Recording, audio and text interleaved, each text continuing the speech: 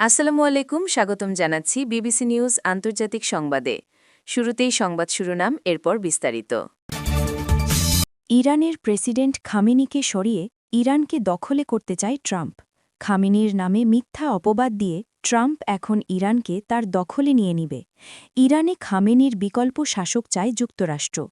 পাকিস্তানে ট্রাক খালে পড়ে নিহত ১৪। ট্রাম্পের গাজা প্যানেলের সদস্য তালিকায় ঘোর আপত্তি ইসরায়েলের। থাইল্যান্ডে ট্রেনের ওপর ক্রেন ভেঙে পড়ে, নিহত ২২। দর্শক, এতক্ষণ শুনছিলেন সংবাদ শিরোনাম। এখন বিস্তারিত। আপনি যদি ইসরায়েলের ধ্বংস চান এবং মুসলিমদের পাশে থাকেন, তাহলে ভিডিওতে লাইক করে চ্যানেলটি অবশ্যই সাবস্ক্রাইব করে দিবেন এবং আপনার মূল্যবান মতামত অবশ্যই কমেন্টে লিখে জানিয়ে দিবেন। এখন বিস্তারিত। ইরানে খামেনির বিকল্প শাসক চায় যুক্তরাষ্ট্র। ইরানিদের বিপ্লব ঘটিয়ে সর্বোচ্চ নেতা আয়াতুল্লাহ আলী খামেনিকে সরিয়ে নতুন নেতা নির্বাচনের আহ্বান জানিয়েছেন মার্কিন প্রেসিডেন্ট ডোনাল্ড ট্রাম্প। শনিবার ১৭ জানুয়ারি খামেনির এক বক্তব্যের পরিপ্রেক্ষিতে এই আহ্বান জানান তিনি। রোববার ১৮ জানুয়ারি ইরান ইন্টারন্যাশনালের এক প্রতিবেদনে এই তথ্য জানানো হয়েছে।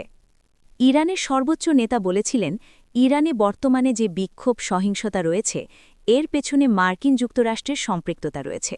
সেজন্য মার্কিন প্রেসিডেন্টকেই এর দায় নিতে হবে। এর জবাবে ট্রাম্প বলেন, খামেনি একজন অসুস্থ মানুষ, সময় এখন তাকে সরিয়ে নতুন নেতার শাসন দেখার। মার্কিন প্রেসিডেন্ট আরও বলেন, খামেনি নেতা হিসেবে যা করেছেন তা হল দেশকে ধ্বংসের দিকে ঠেলে দিয়েছেন। তিনি এমন সহিংসতা প্রদর্শন করেছেন দেশটিতে আগে যা কখনো দেখা যায়নি। তিনি আরও বলেন, একজন রাষ্ট্রপ্রধানকে দেশ সঠিকভাবে পরিচালনার দিকেই মনোযোগ দেওয়া উচিত, যেমন আমি যুক্তরাষ্ট্র পরিচালনা করছি, কিন্তু নিজের নিয়ন্ত্রণ ধরে রাখার জন্য তো হাজার হাজার মানুষ হত্যা করছি না। পাকিস্তানের ট্রাক খালে পড়ে নিহত ১৪। পাকিস্তানের পাঞ্জাব প্রদেশে একটি ট্রাক খালে পড়ে ১৪ জন নিহত হয়েছেন। এছাড়া এই দুর্ঘটনায় আহত হয়েছেন আরও ৯ জন। শুক্রবার ১৬ জানুয়ারি প্রদেশের সারগোধা শহরে রাত ১১টার দিকে কুয়াশাজনিত কারণে এই দুর্ঘটনা ঘটে। নিহতদের মধ্যে ৬ শিশু ও ৫ নারী রয়েছেন। উদ্ধারকারী দল জানিয়েছে, ট্রাকটিতে ২৩ জন যাত্রী ছিল। উদ্ধারকারী দলের কর্মকর্তারা জানিয়েছেন, কুয়াশায় দৃশ্যমানতার অভাবে ট্রাকটি রাস্তা থেকে সরে গিয়ে কোট মুমিন শহরের ঘালাপুর বাংলা খালে পড়ে যায়। দুর্ঘটনার সময় খালটি শুষ্ক ছিল। যাত্রীদের মধ্যে ৭ জন গাড়ির নিচে চাপা পড়ে ঘটনাস্থলেই মারা যান। জরুরি কর্মীরা দ্রুত ঘটনাস্থলে পৌঁছে উদ্ধার কাজ শুরু করেন। নিহতদের লাশ ও আহতদের উদ্ধার করে নিকটবর্তী টিএইচকিউ হাসপাতালে স্থানান্তর করা হয়। চিকিৎসাধীন অবস্থায় আরও ৭ জন মারা যান। পাঞ্জাব প্রদেশ বর্তমানে ঘন কুয়াশার কবলে রয়েছে, যা রাস্তাঘাটে দৃশ্যমানতা কমিয়েছে। কর্মকর্তারা জানিয়েছেন, কুয়াশার কারণে দৃশ্যমানতা কম থাকায় শীতের সকালে এবং রাতে এই এলাকায় গাড়ি চালানো অত্যন্ত বিপজ্জনক। ট্রাম্পের গাজা প্যানেলের সদস্য তালিকায় ঘোর আপত্তি ইসরায়েলের। ফিলিস্তিনি ভূখণ্ডে যুদ্ধ পরবর্তী শাসন তদারকির জন্য যুক্তরাষ্ট্রের প্রেসিডেন্ট ডোনাল্ড ট্রাম্পের বোর্ড অফ পিসের অধীনে যে গাজা প্যানেল কাজ করবে, তার সদস্য তালিকার বিরুদ্ধে শনিবার আপত্তি জানিয়েছে ইসরায়েল। জেরুজালেম থেকে এএফপি জানায়, গাজা এক্সিকিউটিভ বোর্ড নামে পরিচিত ওই প্যানেলে উল্লেখযোগ্যভাবে তুরস্কের পররাষ্ট্রমন্ত্রী হাকান ফিদান ও কাতারের একজন কর্মকর্তা অন্তর্ভুক্ত রয়েছেন। হোয়াইট হাউস শুক্রবার এ প্যানেলের ঘোষণা দেয়। শনিবার বোর্ড অফ পিস গঠনের প্রক্রিয়া এগোয়, যখন মিশর, তুরস্ক, আর্জেন্টিনা ও কানাডার নেতাদের এতে যোগ দেওয়ার জন্য অনুরোধ করা হয়। ট্রাম্প আগেই নিজেকে এ সংস্থার চেয়ারম্যান ঘোষণা করেছিলেন। তিনি ফিলিস্তিনি ভূখণ্ডে অর্থনৈতিক উন্নয়নের একটি বিতর্কিত ধারণা প্রচার করছেন, যার বড় অংশ টানা ২ বছরে ইসরায়েলি বোমাবর্ষণে ধ্বংসস্তূপে পরিণত হয়েছে।